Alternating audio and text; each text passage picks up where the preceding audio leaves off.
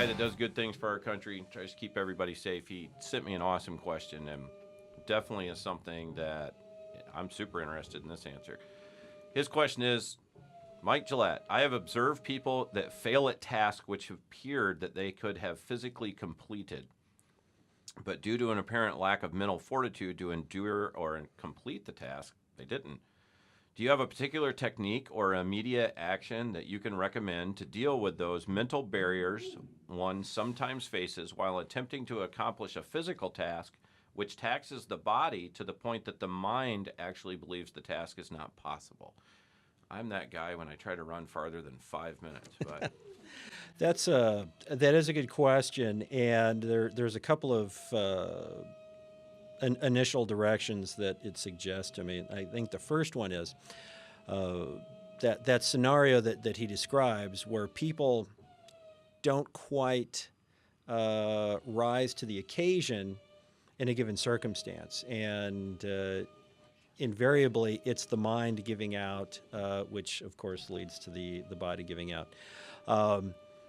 Dramatic examples of this are people who are shot okay, non-fatally absolutely. and die. Because oh my God, I've been shot. I've been shot. What happens when you're shot? I saw on TV, I die every time. Exactly. Yeah, yeah. And you die, and you die spectacularly. So that's, I mean, medical professionals have documented this any number of times. And I think any number of police officers can share similar accounts. I have had some pretty dramatic, long fights with people who have been shot a lot. Okay, not necessarily by me, but they were shot multiple times and just fought and fought and fought and never died. For example, or one example where it was somebody had been shot, grievous, shot to the head. Guy succumbed to his injuries right there on the scene, but fought like crazy until there was just, neurologically, there was nothing left. So again, we all come sort of pre-equipped with different levels of something, but with respect to that question, I think that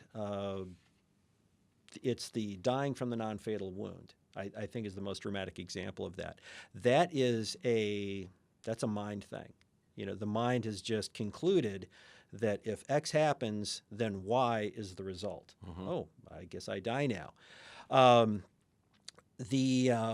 As far as how do we mitigate that? Well, there's sort of two avenues to that question, and one sounds physical, and the mind is the body is the mind. It comes back to that. We can talk all day about what we would do in situation X.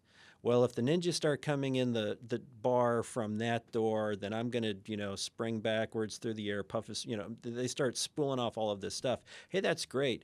When's the last time you did not a metaphorical push-up, but a real one? Sure. You can only do what you can do. The violin recital example from a while back, okay, it's 30 years later, that person has not touched their violin.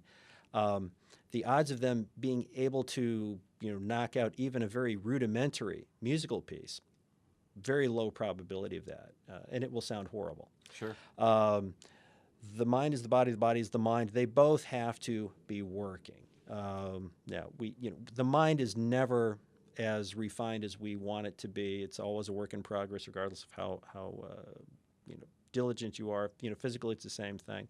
That's not an invitation to, well, what's the use? Why even bother? It's just, I don't care how much of a badass you are, you're never at the top of Mount Badass.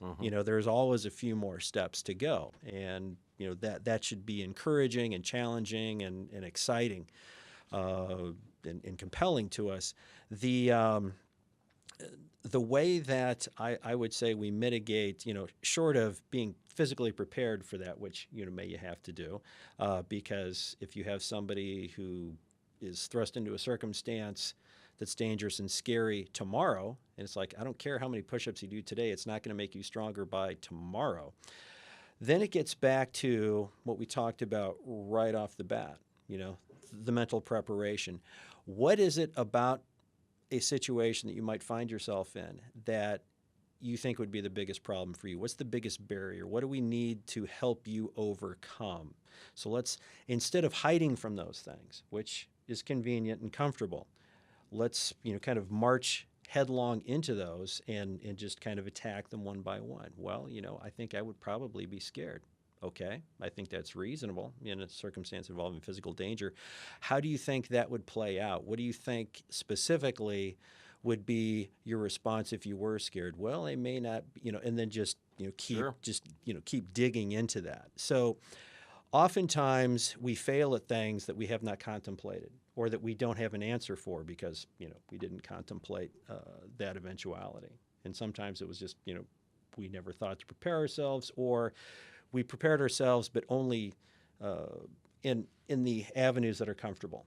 There are people who go to the gym. They go to the gym every day, and what do? They do the stuff they're good at. Sure. And they don't do the stuff that they don't look super amazing at.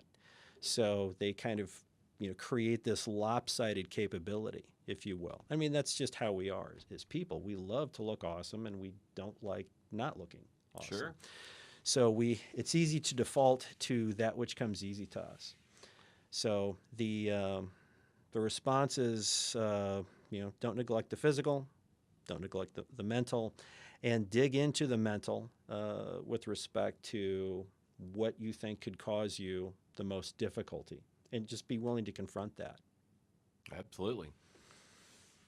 I need to do more of that myself. Whether it was We all do. dancing in front of people or, trying to be more like all the mics in my life. So, well, I appreciate your time today. Good to be I with want to you. remind everybody that, I guess that guy that sent me a message, I'll send you a note and say you can come down and meet Mr. Gillette and get your book signed. But this will be available at my store soon, the book, The Mind Boss. You can find lots about Mike at mikegillette.com.